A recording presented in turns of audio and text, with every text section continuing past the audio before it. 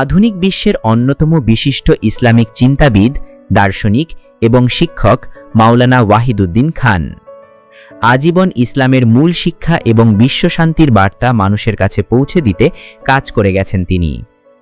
Georgetown বিশ্ববিদ্যালয় কর্তৃক প্রকাশিত 2009 সালের বিশ্বের 500 সবচেয়ে প্রভাবশালী মুসলিম শীর্ষক গ্রন্থে মাওলানাকে বিশ্ববাসীর কাছে ইসলামের আধ্যাত্মিক দূত হিসাবে আখ্যায়িত করা হয়েছে। আমি তার অনেক বই পড়েছি। আমার কাছে তাকে সত্যিকারের আধ্যাত্মিক কর্মকাণ্ডের এক জীবন্ত রূপ বলে মনে হয়। আধ্যাত্মিকতার যে দিকটি রয়েছে সেটির জন্য তিনি বহু ধর্মগ্রন্থ, নবী সাল্লাল্লাহু আলাইহি ওয়াসাল্লাম এবং মহৎ ব্যক্তিদের কাজ গভীরভাবে পর্যবেক্ষণ করেছেন এবং নিজের বইতে সেগুলোর এক চমৎকার সমন্বয় ঘটিয়েছেন। এ কারণেই তার প্রতি আমার গভীর শ্রদ্ধা রয়েছে। মাওলানা ওয়াহিদুদ্দিন খান 1925 সালে ভারতের উত্তরপ্রদেশের আজমগড়ে জন্মগ্রহণ করেন।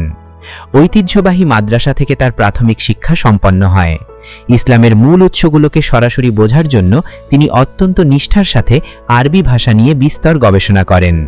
পরবর্তীতে আধুনিক বিজ্ঞান ও দর্শনের সাথে পরিচিত হতে এবং এগুলো গভীরভাবে অধ্যয়ন করতে তিনি ইংরেজি ভাষা শেখেন। গভীর অধ্যয়ন ও গবেষণার পর মাওলানা ওয়াহিদুদ্দিন খানের অন্যতম প্রথম ও সারা জাগানো বই প্রকাশিত হয়, যার নাম god arises, evidence of god in nature and science. এই গ্রন্থে তিনি আধুনিক বিজ্ঞান ও যুক্তির আলোকে অত্যন্ত সুনিপুণভাবে সৃষ্টিকর্তার অস্তিত্বকে প্রমাণ করেছেন। বইটি পরবর্তীতে আরবি সহ বিশ্বের বিভিন্ন ভাষায় অনুদিত হয়, যার আরবি শিরোনাম ছিল আল ইসলাম ইয়াতাহাদ্দা। ইসলামের উদার ও শান্তিপূর্ণ শিক্ষাকে সারা বিশ্বে ছড়িয়ে দিতে মাওলানা ওয়াহিদুদ্দিন খান বেশ কিছু গুরুত্বপূর্ণ প্রতিষ্ঠান ও প্রকাশনা গড়ে তোলেন। 1976 সালে তিনি ভারতের নয়াদিল্লিতে ইসলামিক সেন্টার প্রতিষ্ঠা করেন। একই সাথে তিনি উর্দু ভাষায় মাসিক পত্রিকা আল রিসালা এবং ইংরেজিতে স্পিরিট অফ ইসলাম প্রকাশ করতে শুরু করেন। 1996 সালে তিনি গুড ওয়ার্ড বুকস প্রতিষ্ঠা করেন। এই প্রকাশনাটি থেকে শিশুদের উপযোগী কোরআনের গল্পসহ বিভিন্ন ভাষায় পবিত্র কোরআনের অনুবাদ ও ইসলাম বিষয়ক অসংখ্য বই প্রকাশিত হয়। 2001 সালে তিনি centre for piece and spirituality বা সিপিএস ইন্টারন্যাশনাল প্রতিষ্ঠা করেন। ভারত এবং ভারতের বাইরে এই প্রতিষ্ঠানের সদস্যরা বিশ্বজুড়ে আধ্যাত্মিকতা ও শান্তির বার্তা ছড়িয়ে দেওয়ার লক্ষ্যে নিরলসভাবে কাজ করে যাচ্ছেন।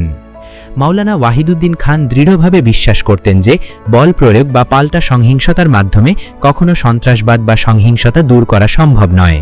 তিনি মনে করতেন যারা চরমপন্থার সাথে যুক্ত তারা একটি ভ্রান্ত আদর্শের ওপর ভিত্তি করে তাদের কর্মকাণ্ড পরিচালনা করছে, তাই তাদের মানসিক পরিবর্তনের জন্য প্রয়োজন শান্তির ওপর ভিত্তি করে তৈরি একটি বিকল্প আদর্শ।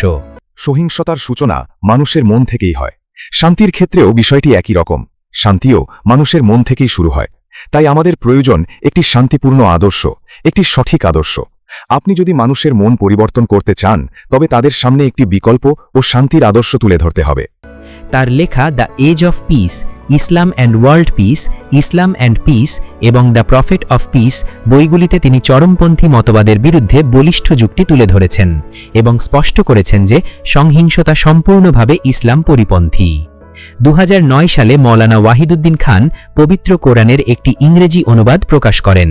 তার এই অনুবাদটি অত্যন্ত সহজ, স্পষ্ট এবং সাবলীল উপস্থাপনার কারণে বিশ্বজুড়ে সমাদৃত হয়। এটিকে পবিত্র ধর্মগ্রন্থের একটি অত্যন্ত শান্তিপূর্ণ ও প্রাঞ্জল অনুবাদ হিসাবে স্বীকৃতি দেওয়া হয়। শান্তি ও সমাজে সাম্প্রদায়িক সম্প্রীতি রক্ষায় অবদানের জন্য মাওলানা ওয়াহিদুদ্দিন খানকে জাতীয় ও আন্তর্জাতিক পর্যায়ে একাধিক সম্মাননায় ভূষিত করা হয়েছে। এর মধ্যে উল্লেখযোগ্য কয়েকটি হল ভারতের অন্যতম সম্মানজনক রাষ্ট্রীয় বেসামরিক পদক পদ্মভূষণ, সুইজারল্যান্ডের নিউক্লিয়ার ডিসআর্মামেন্ট ফোরাম কর্তৃক প্রদত্ত the Demiurgus peace international award, Rajiv Gandhi জাতীয় সদ্ভাবনা পুরস্কার, আবুধাবিতে অনুষ্ঠিত forum for promoting peace in Muslim societies কর্তৃক প্রদত্ত Sayyidina Imam Al Hasan Ibn Ali peace award, জাতীয় সংহতি পুরস্কার। মাওলানা ওয়াহিদুদ্দিন খান ইসলাম, নবী সাল্লাল্লাহু আলাইহি ওয়াসাল্লামের জীবনাদর্শ, আধ্যাত্মিকতা এবং শান্তিপূর্ণ সহাবস্থানের ওপর 2 শতাধিক বই রচনা করেছেন। আজীবন তিনি বিভিন্ন ধর্মের মানুষের মধ্যে পারস্পরিক সংলাপ ও একটি সাধারণ বোঝাপড়া গড়ে তোলার পক্ষে সোচ্চার ছিলেন, যা ভবিষ্যৎ প্রজন্মের কাছে এক শান্তিপূর্ণ পৃথিবীর পথ উন্মোচন করতে পারে।